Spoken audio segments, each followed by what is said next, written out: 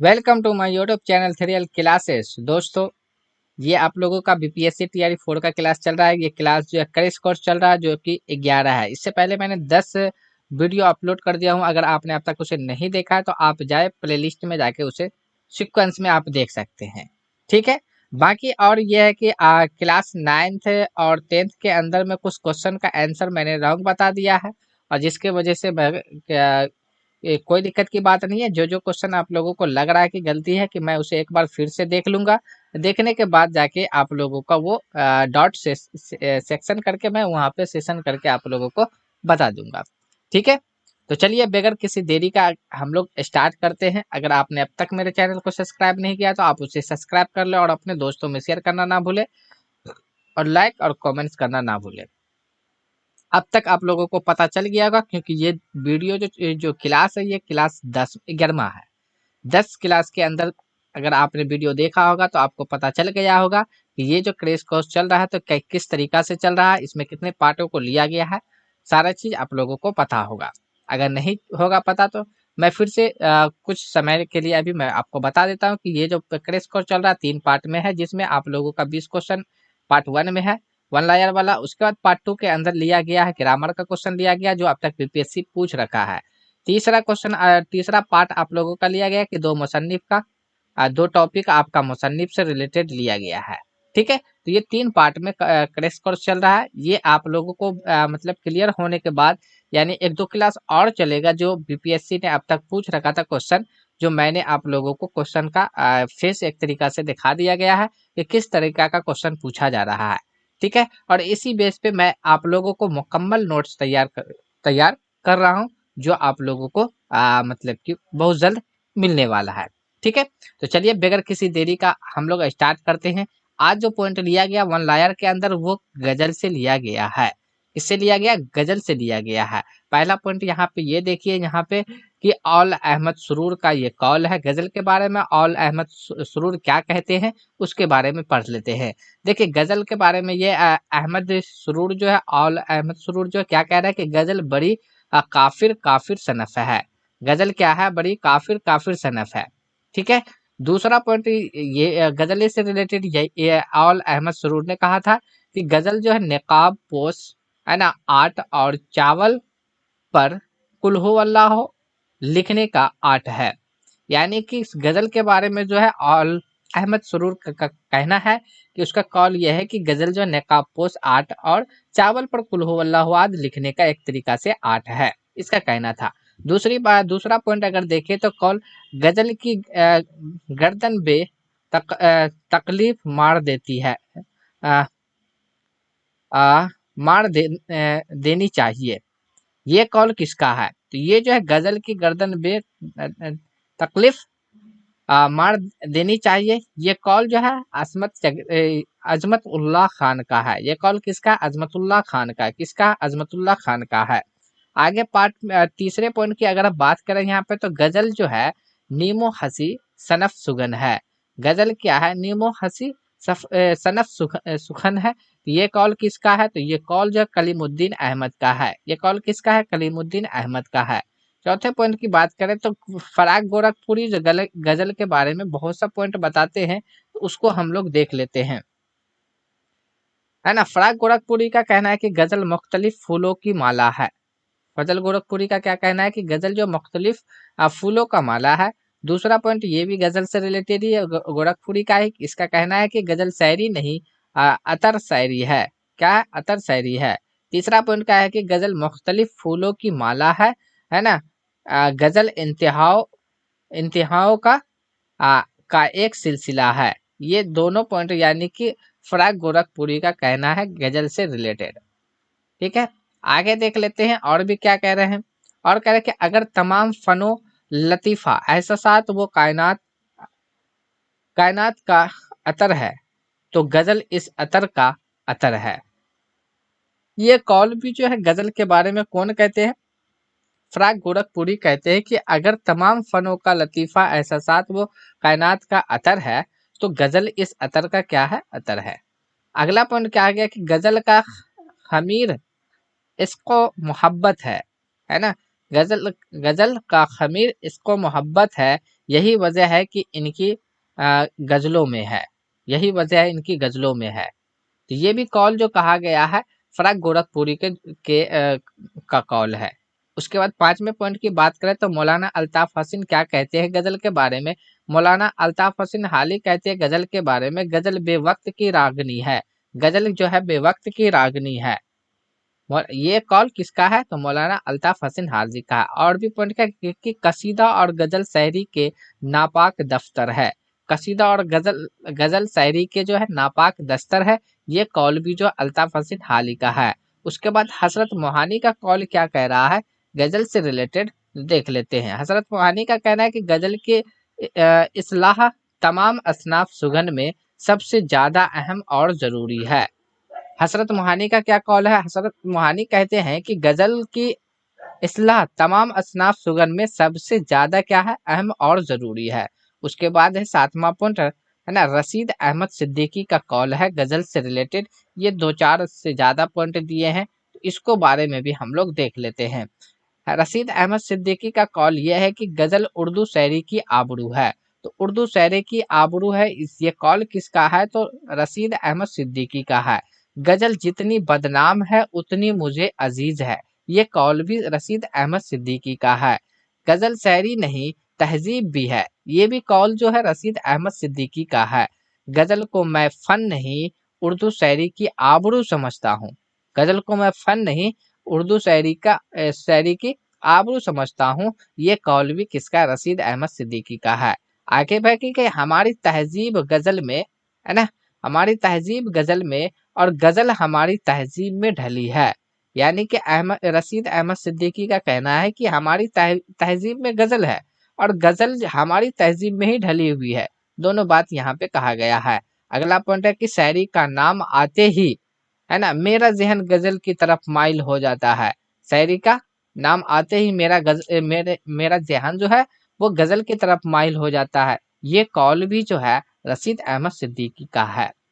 ठीक है, चलिए आगे देख लेते हैं। 2 पॉइंट और इससे रिलेटेड है कि रशीद अहमद सिद्दीकी क्या कहते हैं, शायरी जेवर की मोहताज है और जेवर गजल का मोहताज है। क्या कह रहा है कि शायरी जेवर की मोहताज है और जेवर जो है गजल का मोहताज है। ये कौल भी रशीद अहमद सिद्दीकी का है। अगला पॉइंट है कि गजल रेजा कारी में है ना मीनाकारी है ना, गजल रेजा कारी में क्या है मीनाकारी है। ये कौल भी किसका है रशीद अहमद सिद्दीकी का है। तो ये था आपका 20 वन लायर क्वेश्चन के अंदर जो मैंने गजल से पॉइंटेज उठा के आप लोगों को बताया है यहाँ तक। ठीक है, तो चलिए अब हम लोग स्टार्ट करते ग्रामर का पार्ट, जो इससे पहले ने बीपीएससी पूछ रखा है। ये क्वेश्चन आप लोगों को कहाँ से लिया गया है तो बीपीएससी टीआरई 1 में जो उर्दू ग्रामर क्वेश्चन था, वो भी उर्दू ग्रामर कहाँ से तो जनरल स्टडी से जो उर्दू लैंग्वेज था उस क्वेश्चन को यहाँ पे लिया गया है। कौन सा क्लास का, क्लास 9 और 10th का। तो चलिए अब यहाँ पे से हम लोग देख लेते हैं 9th 10th का है। तो पहला सवाल है 66 नंबर पे ये क्वेश्चन था कि सरोजनी नायडू को बुलबुले हिंद कहा जाता है, इन लफ्जों में बुलबुलो हिंद क्या है।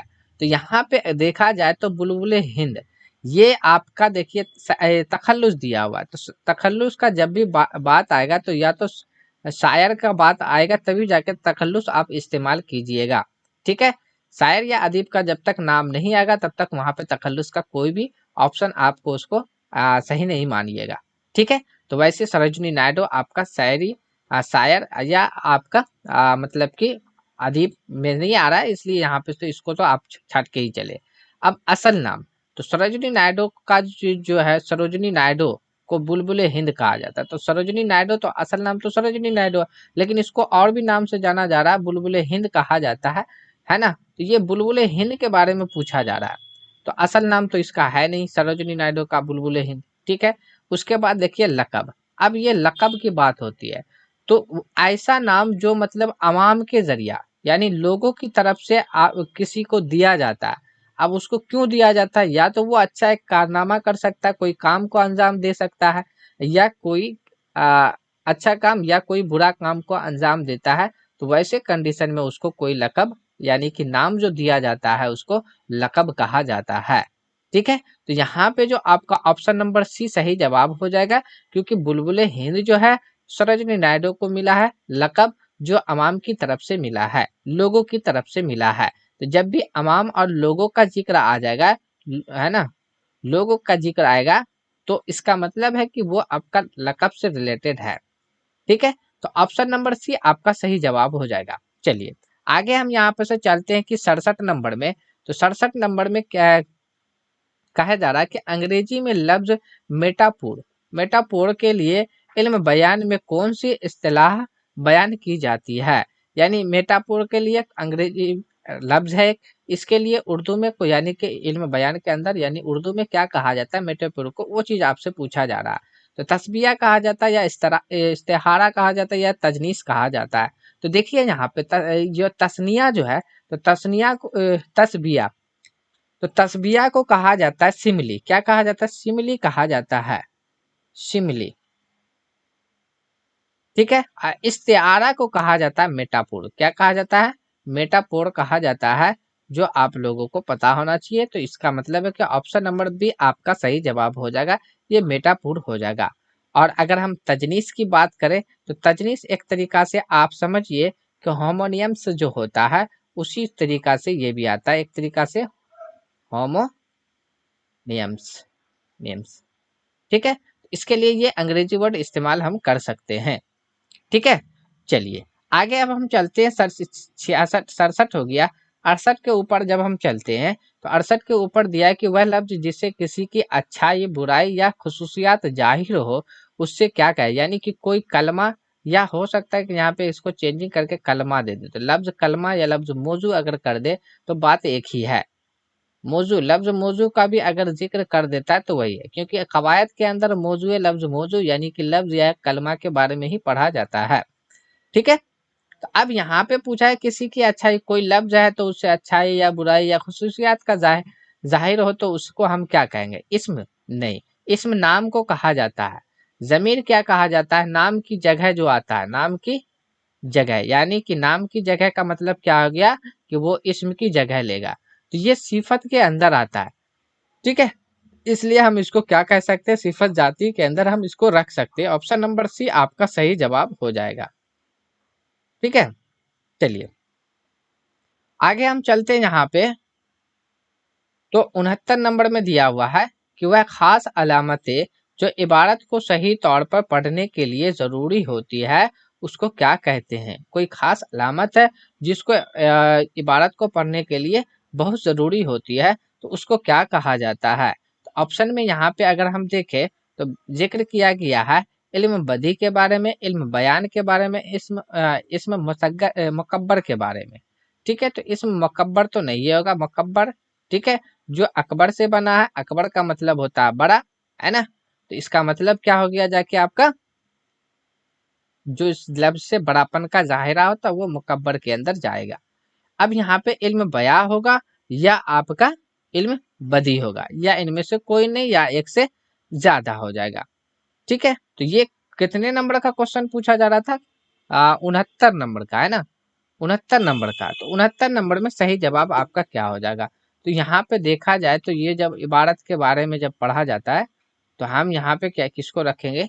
तो इल्म बयान के अंदर आता है। जब तक इल्म बयान को नहीं पढ़ेंगे तो इबारत को अच्छे तरीका से हम उसको नहीं पढ़ पाएंगे। ठीक है, समझने के लिए इल्म बयान जरूरी है, इसलिए ऑप्शन नंबर बी आपका सही जवाब हो जाएगा। ठीक है, चलिए आगे चलते हैं हम यहाँ पे 70 नंबर का। 70 नंबर का ये कहा जा रहा है कि फेल मजारा किसे कहते हैं। तो फेल मजारा जो होता है, यानी कि फेल के जमाना के एतबार से जो फेल के 6 किस्में जब आता है, जमाना के लिहाज से, जमाने के लिहाज से जो होते हैं, तो वो फेल के 6 किस्में होते हैं, जिसमें से एक का नाम यहाँ पे फेल मजारा के बारे में पूछा गया है। फेल मजारा के बारे में, मजारा के बारे में पूछा गया है। तो देखिए मजारा के अंदर क्या होता है कि इसमें दो कंडीशन रहता है। एक तो हाल का भी जिक्र होता है ना, और दूसरा रहता है आपका हाल और एक तरीका से हाल और मुस्तकबिल, दोनों चीज यहाँ पे पाया जाता है। क्या पाया जाता है ना, मुस्तकबिल। यानी कि जिस जमाने के अंदर हाल और मुस्तकबिल दोनों पाया जाएगा, तो हम उसको फिल मज़ारा के अंदर रखेंगे। किसके अंदर रखेंगे? फिल मज़ारा के अंदर रखेंगे। इसलिए हम कह सकते हैं कि 70 नंबर का ऑप्शन नंबर 1 हो जाएगा, क्योंकि यहाँ पे जिक्र भी किया गया हाल और मुस्तकबिल का, यानी दोनों की झलक यहाँ पे है। इसलिए ऑप्शन नंबर 1 आपका हो जाएगा। और माजी और हाल ऐसा कुछ है, माजी का कोई नहीं। अगर सिंगल माजी रहता तब आप कॉन्सेप्ट वहां पे बन सकता था, जिसमें काम का होने वाला हो। नहीं, ये भी नहीं आएगा। ठीक है, तो 6 किस में आता है, जिसमें से एक फेल मज़ारा है। तो फेल मज़ारा जिसमें हाल और मुस्तकबिल दोनों का जिक्र किया जाता है। मैं कई बार इसके बारे में बता भी चुका हूँ, जो आपको मतलब कि 6 अक़साम के बारे में, यानी कि ज़माना के लिहाज से जो फेल के 6 अक़साम होते हैं वो मैं बता भी चुका हूँ। ठीक है, चलिए आगे अब हम लोग बढ़ते हैं। 71 नंबर में क्या कह रहा है, चलिए 71 नंबर में ये कह रहा है कि ना हिम्मत ना हिम्मत ना दिल है, ना किस्मत ना आंखें। ना हिम्मत है, ना दिल है, ना किस्मत ना आंखें, ना ढूंढा ना समझा ना पाया ना देखा। अब ये एक आपका शेर है, यानी दो मिसरा मिलके बन गया। तो दर्ज वाला शेर में से किस सनत का इस्तेमाल किया गया है? ऑप्शन नंबर 1 में किस लफ्ज़ नस्र का जिक्र किया गया है, या आपका मुड़तुल नज़ीर का इस्तेमाल किया गया है, या आपका रयायत लफ्ज़ी का इस्तेमाल किया गया है। तो देखिए, जब भी मतलब कि एक तरीका से ये समझिए आप कि इसका तो सही ऑप्शन जो आपका हो जाएगा, ऑप्शन नंबर 1 आपका सही जवाब हो जाएगा कि लफ्ज़ नस्र कहा जाता है इसको। ठीक है, इसके अंदर जो सनत इस्तेमाल हुआ है वो कौन सा सनत इस्तेमाल हुआ है, तो लफ्ज़ नस्र इस्तेमाल हुआ है। अब ये लफ्ज़ नस्र होता क्या चीज़ है, तो कहने का मतलब ये है कि पहले चंद चीज़ों का जिक्र कर देना। इसका जो तारुफ की अगर बात करें तो पहले चंद चीज़ों का जिक्र कर देना, फिर चंद चीज़ों को बगैर किसी तायीन के क्या करना है, इस तरीका से बयान करना है कि हर एक जो जजू जो होता है, यानी हिस्सा जो होता है उस पाठ का, तो, तो शुरू वाले से क्या हो जाए, जुड़ जाए। तो अब देखिए यहाँ पे से शुरू वाले से क्या हुआ, शुरू में यहाँ पे जो बताया गया था आंखें, तो यहाँ आंखें का मैं यहाँ पे देखा, एक तरीका से समझिए शुरू का क्या हो गया, आखिर से आके जुड़ गया ना। तो इसका मतलब है जब शुरू का आखिर से आके जब जुड़ जाता है, तो इसका मतलब कहाँ पे, तब किसके अंदर हम रखेंगे, लफ्ज़ नस्र के अंदर रखेंगे। आंखें से ना देखा जाता है जी, तो एक चीज क्या हो गया दूसरे चीज से आके जुड़ गया, है ना। तो उसको हम किसके अंदर रखेंगे, लफ्ज़ नस्र के अंदर रखेंगे। ठीक है, ये क्लास आप लोग का होने के बाद मतलब कि 12-11 चल रहा है, 1-2 क्लास और बचा हुआ है, जो मतलब कि आप बीपीएससी ने ग्रामर का क्वेश्चन पूछ लिया है, वो मैं आप लोगों तक को पहुंचा दूंगा। पहुंचाने के बाद जो आपका 50 से 60 जो लेने का जो ये किए हैं, तो यही सबको फिर से रिपीटेशन क्वेश्चन लाएंगे, कुछ नया क्वेश्चन भी उसमें ऐड करेंगे।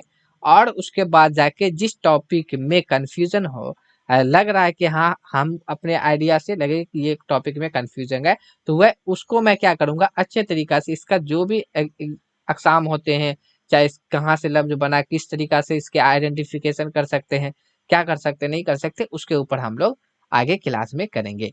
ठीक है, तो इसका इसका सही आंसर क्या हो जाएगा, ऑप्शन नंबर 1 हो जाएगा, लफ्ज़ नस्र।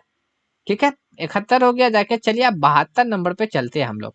72 नंबर पे ये कहा जा रहा है कि बात करने वाला अपने लिए जो ज़मीर इस्तेमाल करता है उसे क्या कहते हैं। तो बात करने वाला जो ज़मीर इस्तेमाल करता है, तो ज़मीर का तो वो तो ज़मीर होगा, लेकिन यहाँ पे क्या कह रहा है कि यहाँ पे सिर्फ बात करने वाला जो, एक तरीका से अगर देखा जाए यहाँ पे बात करने वाला जो ज़मीर अपने लिए इस्तेमाल करता है, तो उसको हम क्या कहेंगे, तो उसको हम क्या कहेंगे, तो हम उसको कहेंगे ज़मीर मुतकल्लिम। किसके अंदर रखेंगे, ज़मीर मुतकल्लिम के अंदर रखेंगे। किसके अंदर रखेंगे, ज़मीर मुतकल्लिम के अंदर।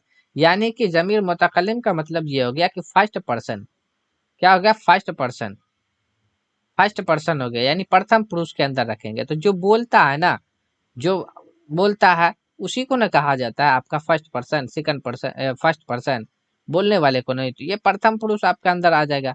ठीक है ना। हाजिर का मतलब ये होता है एक सेकंड पर्सन। ठीक है, सेकंड पर्सन हो जाएगा, यानी कि हम कह सकते हैं इसको द्वितीय पुरुष। ठीक है, तो द्वितीय पुरुष के अंदर हम रखते, तो जमीर आपका तो सर्वनाम हो ही गया, प्रोनाउन हो ही गया।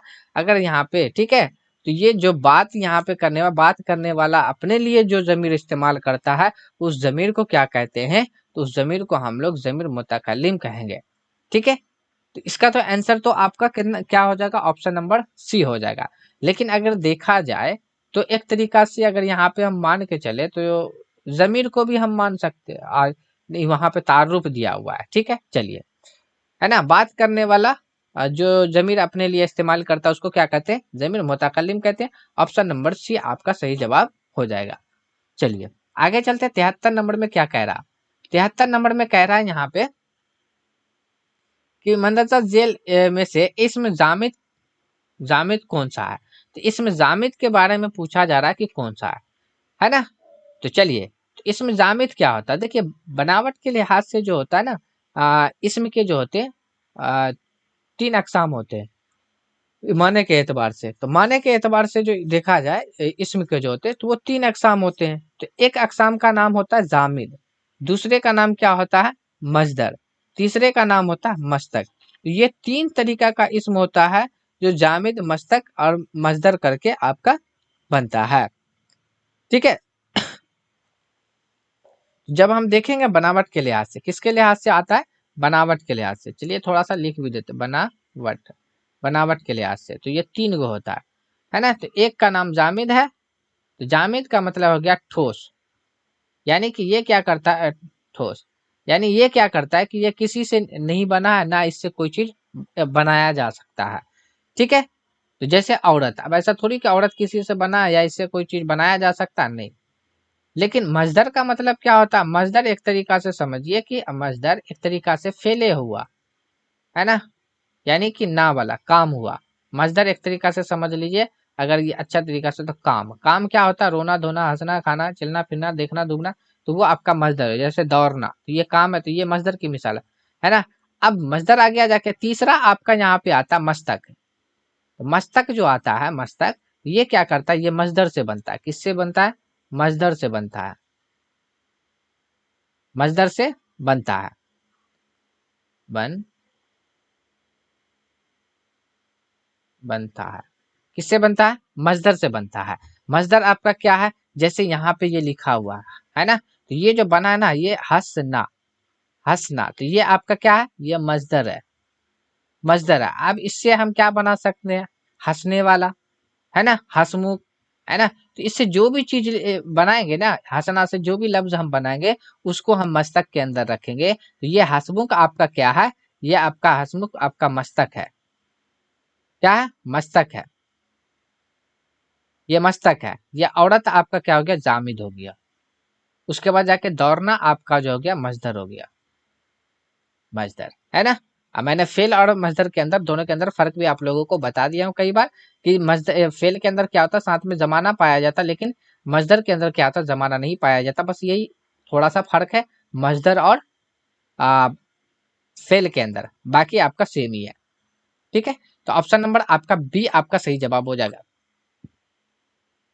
चलिए, आगे चलते हैं हम लोग 74 नंबर पे। 74 नंबर पे क्या कह रहा है? 74 नंबर पे ये कह रहा है कि आपका, ऐसा कीजिए आप लोग जो है, क्योंकि आप लोगों को कमेंट सेक्शन में भी तो जवाब देना है ना, तो इसको आप लोग कमेंट सेक्शन के अंदर दीजिएगा। मैं छोड़ देता हूँ, 2-3 क्वेश्चन तो हर बार छोड़ूंगा ही छोड़ूंगा। चलिए, 74 हो गया जाके। 75 का हम लोग देख लेते हैं। 75 में कि मंदरजा जेल में से किसकी लफ्ज़ माने, किसकी लफ्ज़ी माने जो होता है जानबूझकर अनजान बनना होता है। तो देखिए, जानबूझ के अनजान बनना, ये कई बार सवाल आ भी चुका है। तो ये जानबूझ के अनजान बनना वो क्या होता है? तजाजिल आरफाना होता है। तजाहिल आरफाना होता है। ठीक है? ऑप्शन नंबर बी आपका सही जवाब हो जाएगा। ठीक है? इसमें जानबूझ के अनजान बना जाता है। और अस्तदराक जो होता है, ये एक तरीका से दिमागी सलाहियत होता है, जिससे हम लोग क्या करते हैं? उसको किसी चीज को समझ होना चाहिए, समझदारी होना चाहिए, याददाश्त जिसको बोला जाता है, वही अस्तदराक हो गया जाके। ठीक है? चलिए, आगे चलते हैं हम 76 नंबर का। 76 नंबर का अब हम लोग देख लेते हैं। तो 76 नंबर में क्या कह रहा है? 76 नंबर में कह रहा है कि बेखतर कूद पड़ा आतिश नमरूद में, नमरूद नमरूद में इश्क, अकल है जो तमाशा लब बाम अभी। तो ये पूछा जा रहा है कि ये जो शेर लिखा हुआ है ये किस इसमें जो है किस सनत का इस्तेमाल किया गया है।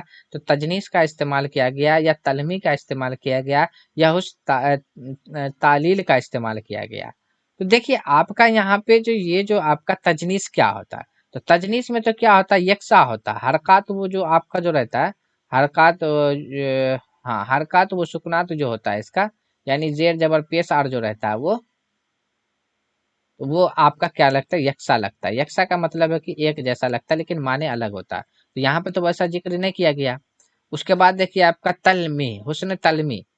तो तलमी के अंदर क्या होता है कि आपका किसी भी और जो आपका जो मुजाहरा एक तरीका से पसंदीदा इल्लत जो होता है, यानी कि मान लिया कि कोई चीज किसी के अंदर है जिसको आप पसंद कर रहे हैं, है ना, उसी को बयान करना, है ना, लेकिन हकीकी माने में उसके अंदर ना हो।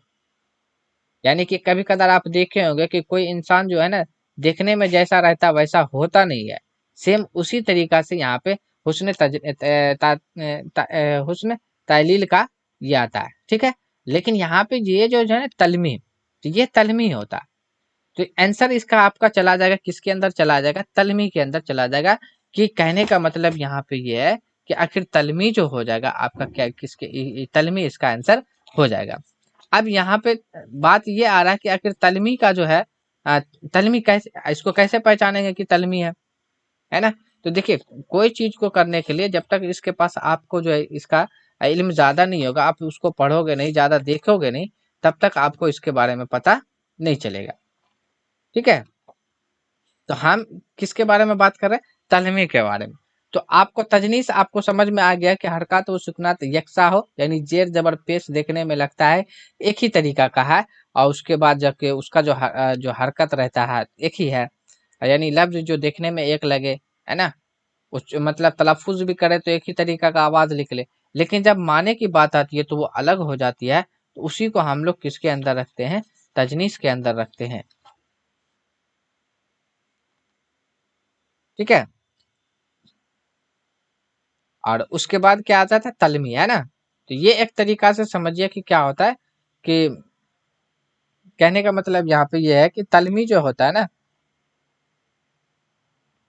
ये क्या करता है कि किसी एक तरफ मजमून पे किसी एक टॉपिक पे ही क्या करता है, इशारा कर देता है।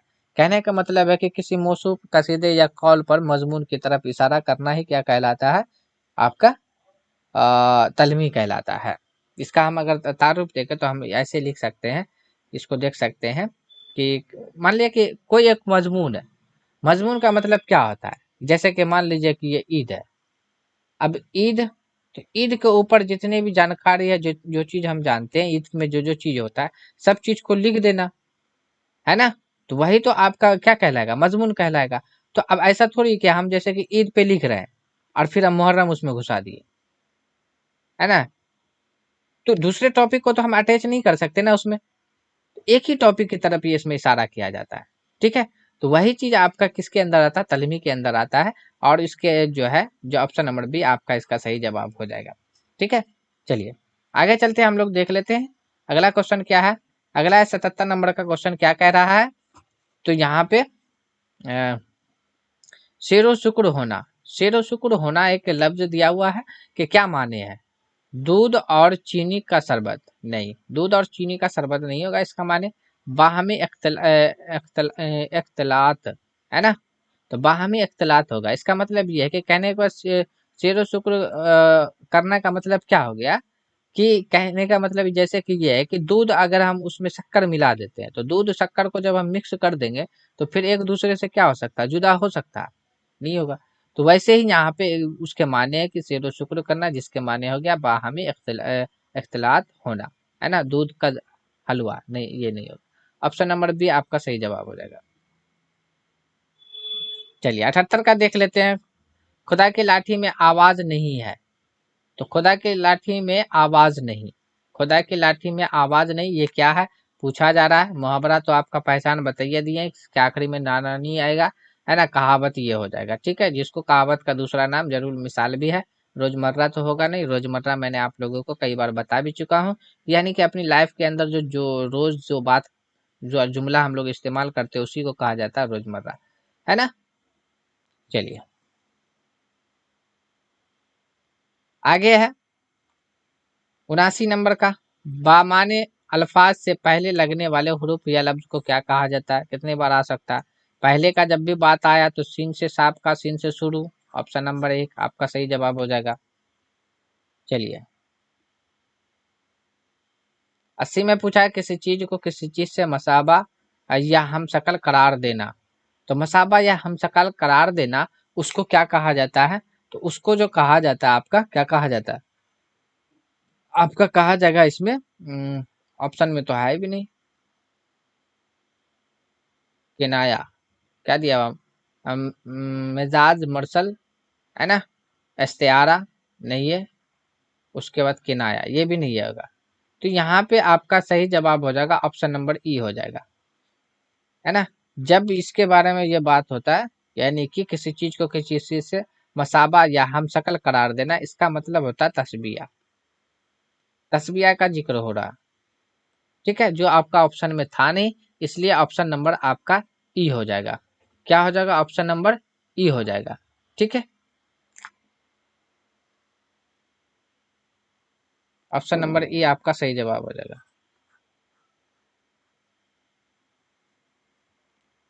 चलिए 81 का देख लेते हैं, कलाम में ऐसी चीजों का जिक्र करना जिनमें आपसी मुनासबत या ताल्लुक पाया जाए, ठीक है, तो उसे क्या कहा जाता है, तो जिसमें आपका आपसी ये ताल्लुक पाया जाता है तो उसको क्या कहा जाता है ना, ऐसे चीजों का जिक्र करना जिसमें आपसी मुनासबत या ताल्लुक पाया जाए, तो उसके लिए तजाद तो होगा ना, तजाद का मतलब क्या होता है, जिद वाला यानी उल्टा पाया जाएगा तब ना, है ना, तो ये नहीं आएगा आपका। और अगर इसकी हम बात करें क्या नाम है क्या मेरा आतुल नजीर, मरातुल नजीर के अगर बात करें तो आंसर तो यही हो जाएगा आपका, मेरा आतुल नजीर के ही अंदर क्या होता है, किसी चीज का जिक्र करना है जिनमें आपसी मुनासबत का या ताल्लुक पाया जाता है, तो इसी के अंदर पाया जाता है, ऑप्शन नंबर सी आपका सही जवाब हो जाएगा। तजाद आपको पता है कि जब तक उल्टा का बात नहीं होगा तब तक वहां पे तजाद का नहीं आएगा। चलिए अब यहाँ पे पूछा जा रहा है 82 नंबर में, है ना, जेल में से किसका शुमार लवाजिम इसम में नहीं होता, लवाजिम इसम का लवाजिम मतलब कि लाजिम से बना है, यानी इसमें लाजिम होना चाहिए, तो जिन्स इसमें रहता है, फेल आपका नहीं रहता, तादाद यानी गिनती भी रहता है, इसलिए बी और ए और सी जब है तो इसका मतलब है कि आंसर नंबर आपका ऑप्शन नंबर डी आपका सही जवाब हो जाएगा, ठीक है।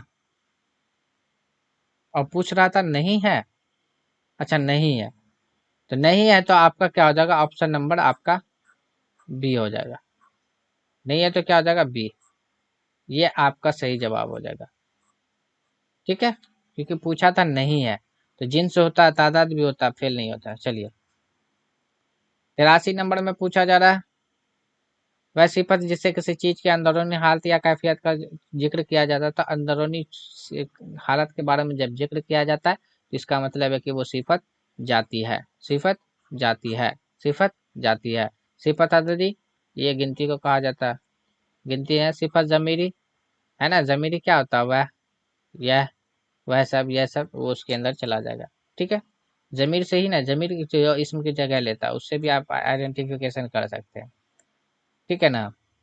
चलिए और आपको कमेंट सेक्शन में ये बताना है कि सिफत के जो अकसाम कितने होते हैं, सिफत के अकसाम, अकसाम सिफत के अकसाम कितने होते हैं कमेंट सेक्शन में बताएं।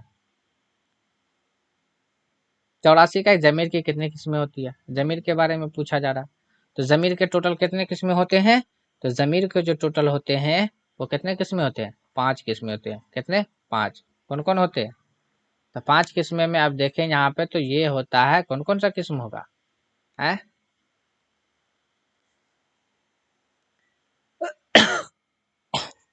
जमीर के टोटल कितने किस्में, 5 किस्में, तो एक हम ले सकते हैं जमीर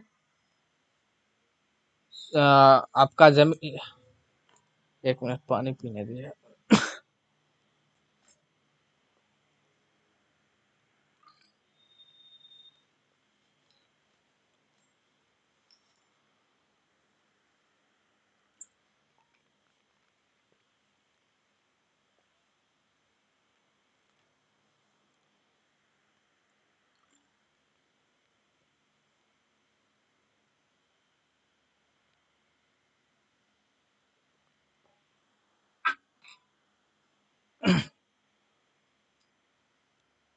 चलिए, जमीर के टोटल कितने किस्में? 5 किस्में। एक किस्में का आपका नाम क्या हो जाएगा? जमीर, जमीर शख्सी, जमीर शख्सी, है ना, जमीर शख्सी। दूसरे का न करें तो जमीर आपका हो गया जाके इस्तिफामिया।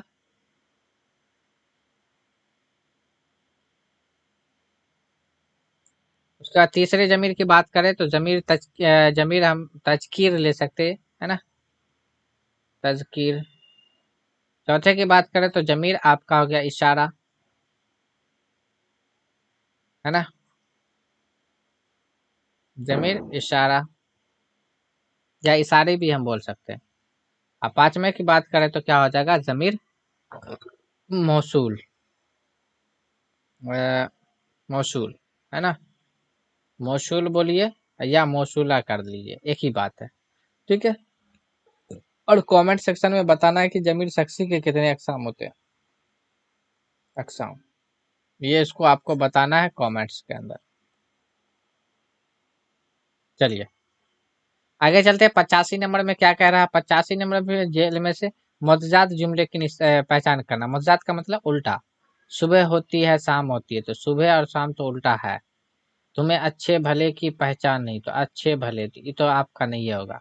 अच्छे भले जो आपका ये क्या अगर देखा जाए तो मुतरादिफ है। तिजारत में नफा ही नफा है, तो एक ही बात हो गया जाके, है ना, एक से ज्यादा इनमें से कोई नहीं। तो ऑप्शन नंबर एक आपका सही जवाब हो जाएगा।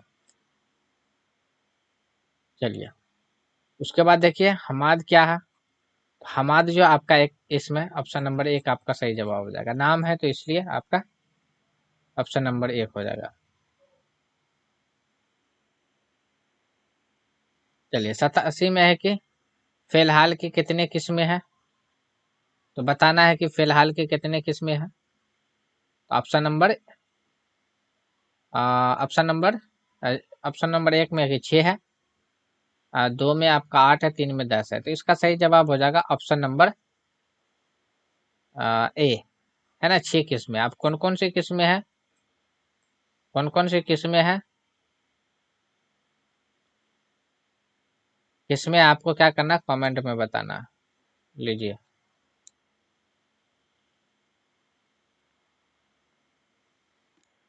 चलिए उसके बाद देखिए 88 में है छोटा ठहराव, यानी कोमा को क्या कहा जाता है उर्दू में? तो कोमा को उर्दू में क्या कहा जाएगा?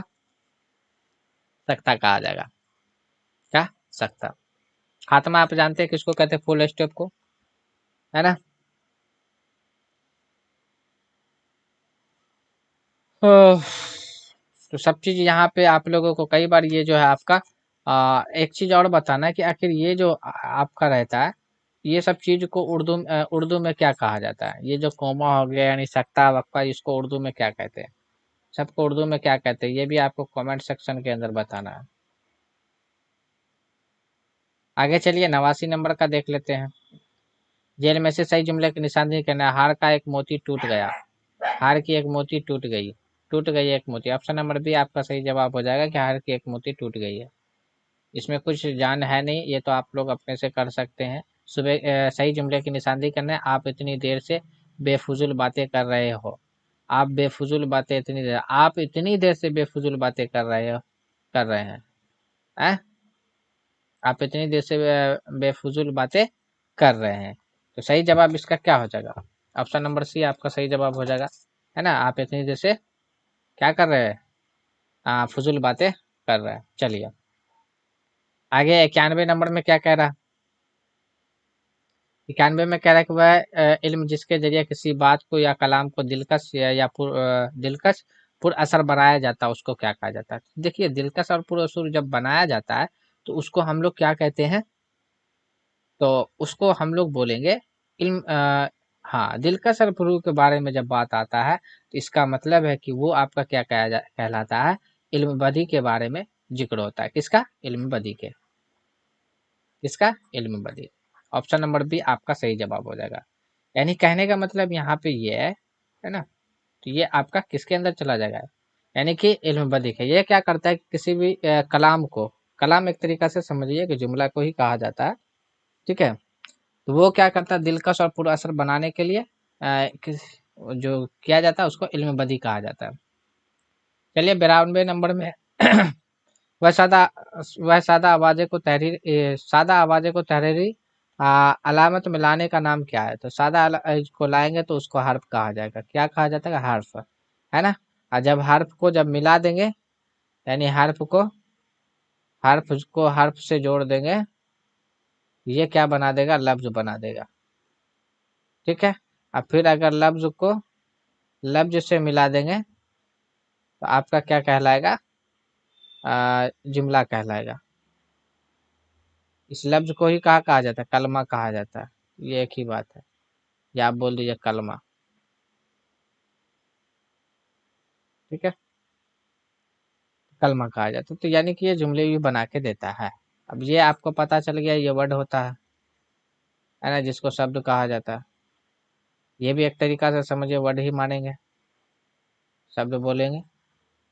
ये आपका हुर्फ यानी लेटर हो गया, जिसको हम लोग अक्षर कहेंगे, है ना? या वर्ण भी बोल सकते हैं, ठीक है? चलिए ऑप्शन नंबर बी हाँ, ऑप्शन नंबर बी आपका सही जवाब हो जाएगा।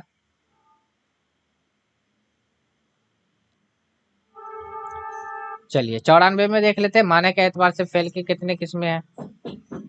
माने के एतबार से फेल के कितने किस्में? ऑप्शन नंबर 1 में 2 है, ऑप्शन नंबर 3 बी 2 में है आपका 3 है, और सी में आपका 4 हो गया। तो सही जवाब इसमें से क्या हो जाएगा? चलिए देखिए, माने के एतबार से जो होता है इसमें के दो किस्में, ये फेल के दो किस्में होते हैं। कौन कौन सा होता है? तो एक होता है फेल ताम, फेल ताम के अंदर चला जाता है। दूसरा होता है फेल नाकिश, नाकिश, है ना? ज्यादा याद नहीं, बस इतने को रखना कि हेल्पिंग वर्ब जो इंग्लिश में होता है उसका मीनिंग जब आएगा ना, हेल्पिंग वर्ब का मीनिंग देख लीजिए, वही आपका क्या कहलाएगा? नाकिश के अंदर चला जाएगा।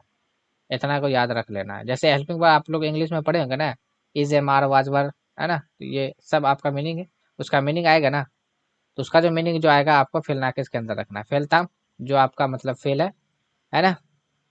आया गया, लिखा, पढ़ा, सोना, हंसना, गाना, है ना? गाया, देखा, बोला, चला, ये सारा उसी के अंदर चला जाएगा, ठीक है? तो इसका सही जवाब ऑप्शन नंबर तो दिए दिए ना, हाँ, एक हो जाएगा। चलिए 107 में है,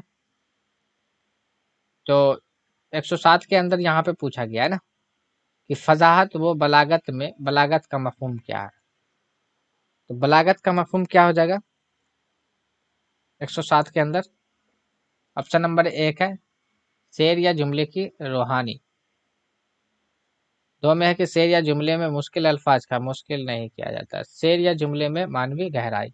तो मानवी गहराई के बारे में ही क्या किया जाता है? उसमें बलागत का जिक्र किया जाता है। ऑप्शन नंबर सी आपका सही जवाब हो जाएगा 107 का, है ना? चलिए 107 हो गया। 109 में 109 में पूछा गया कि जमीर मौसूला की तारीफ क्या है? तो जमीर मौसूला की तारीफ क्या? देखिए सवाल पूछने वाला जब भी सवाल पूछने का बात हो तो उसके अंदर क्या होता है? जो जमीर सवाल पूछने का काम करता है उसको इस्तिफामिया कहा जाता है। लेकिन यहाँ पे मौसूल के बारे में तो वह जिसमें सवाल पूछा जाए, सवाल का तो जिक्र नहीं होना चाहिए, इशारा करने के लिए। तो जब इशारा का जिक्र हुआ तो वो तो इशारा वाला बनेगा ना, या इशारी आप बोल सकते हैं। तो ये तो नहीं ये होगा, है ना? देखिए वह इसम जिसकी जगह एक अजाफी जुमले के साथ इस्तेमाल हो और जिसमें इसम के बारे में कुछ कहा गया हो। तो ये ऑप्शन नंबर भी आपका सही जवाब हो जाएगा, ठीक है? तो एक एक पॉइंट से भी आप उसको याद रख सकते हैं, उसके अकसाम को भी, ठीक है? तो ये था आप लोगों का ग्रामर का क्वेश्चन, जो आप लोगों का क्लास 9th 10th के अंदर पूछा गया था टीआरई 1 के अंदर, जो आपका जनरल स्टडी उर्दू के अंदर जो लैंग्वेज पेपर था वहां से क्वेश्चन लिया गया था। ठीक है, अब उर्दू अदब का 2 टॉपिक है, छोटा सा टॉपिक है, हम लोग करके निकलते हैं जल्दी से। शहरी अदब अकरम यहाँ पे है कि अल्लामा शबली नोमानी का बात हो रहा है। तो अल्लामा शबली नोमानी जो 1857 में पैदा हुए थे, है ना, आजमगढ़ के अंदर पैदा हुए थे, है ना। अल्लामा शबली नोमानी कहाँ पैदा हुए थे? आजमगढ़ में पैदा हुए थे 1857 के अंदर। इसका साल वफात देखे तो 1914 है ना, 57 साल की उम्र में ही मतलब कि ये मर गए थे। उसके बाद देखिए यहाँ पे असनाब का मजमून है सर सैयद महरूम, तो सर सैयद महरूम और उर्दू, और उसके बाद जाके उर्दू लिटरेचर, यानी उर्दू लिटरेचर के अंदर जो है ना, सफरनामा, सफरनामा का नाम क्या? सफरनामा रोमो मसरूफ शाम, मसरूफ शाम।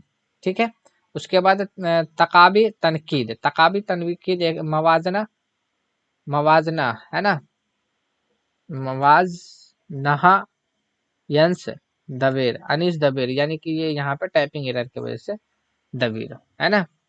उसके बाद देखिए यहाँ पे तसनीफियात हो गया जाके सीरतुल नबी। तो सीरतुल नबी जो आपका यहाँ पे है ना, इसकी तकमील जो है सैयद सुलेमान नदवी ने की थी, है ना।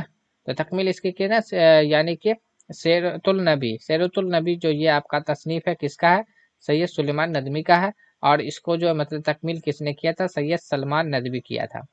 उसके बाद है कि उसके बाद हो गया हो गया जाके अलमामून, है ना, अलमामून हो गया, ये आपका उसके किताब का नाम है ना। उसके बाद हो गया अल फारूक किताब, है ना, उस किताब अल हमदा। उसके बाद सवान रूमी, है ना। उसके बाद हो गया जाके अगजाली, अगजाली हो गया उसका तारीखी उलमाए कलाम शेरो अंजुमन। यह किताब 5 जिल्दों पर मुश्तमिल है। ये जो आपका शेरो अंजुमन है, ये 5 किताबों पर अंजुमन मतलब की जिल्दों पर मुश्तमिल है। ठीक है,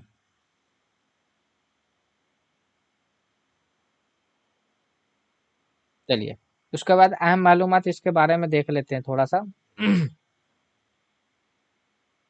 अहम मालूमात में यह कि अल्लामा शबली नवानी को 1896 में सल्तनत हिंद की जानिब से शमसुल उलमा का खिताब मिला था। ठीक है, उसके बाद उर्दू में तकाज़े तनकीद की बुनियाद अल्लामा शबली नवानी जी ने डाली थी।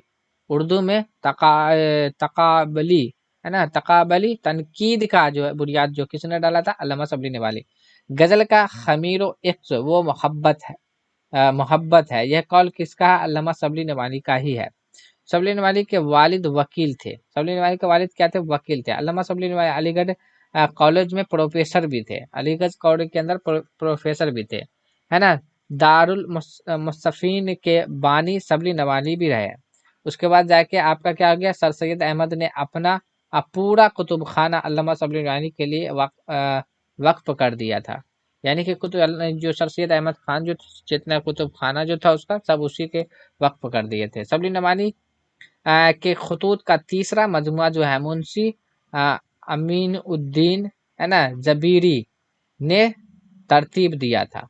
यानी कि शबली नवानी के जो तीसरा खतूत था, है ना, तीसरा खतूत का मजमुआ, है ना, मुंशी, है ना, तो अमीन उद्दीन जबीरी ने तरतीब दिया था। उसके बाद शबली नवानी ने अपने छोटे भाई की मौत पर जो थे मरसिया कहा था।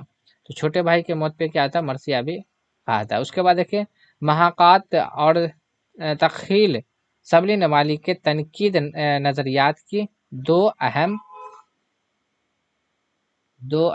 खुसूसियात है। ठीक है, आगे से शबली नवानी ने अपने हयात व जावेद नाम की किताब को मदलल मदाही नाम की किताब से ताबीर किया है। यानी कि जो हयात जावेद जो ये शबली नवानी की किताब है, इसको किससे किया था? तो एक तो किताब है जो आ गया मदलल मदाही नाम की किताब से ताबीर किया था। ठीक है, तो ये था शबली नवानी के बारे में, तो कुछ पॉइंट लिया गया था। उसके बाद हम लोग बात कर लेते हैं किसके बारे में? मौलवी अब्दुल हक के बारे में। मौलवी अब्दुल हक, तो यहाँ पे 1870 में है ना बापुर मेरठ में जो है मौलवी अब्दुल हक पैदा हुए थे। उसके बाद 1961 में कराची में जो थे मौलवी अब्दुल हक जो थे वफात पाए। मौलवी अब्दुल हक के वालिद का नाम था शेख अली हसीन। क्या नाम था? शेख अली हसीन। उसके बाद अब हम लोग देख लेते हैं क्या चीज, असनाफ देख लेते हैं। असनाफ में क्या है कि खाका लिखा था मौलवी अब्दुल हक है ना।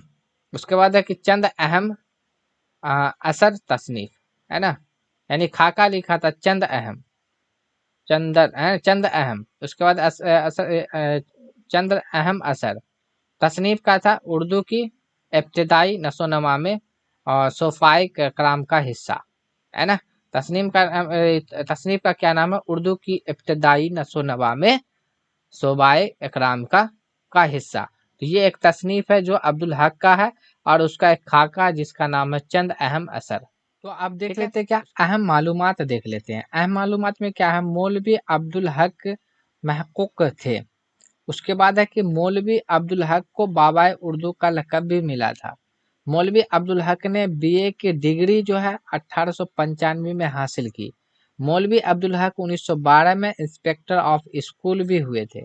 उसके बाद है कि मौलवी अब्दुल हक ने कौमी जबान नाम से पर्चा निकाला था। उसके बाद मौलवी अब्दुल हक ने दास्तान पर कोई भी किताब नहीं लिखी।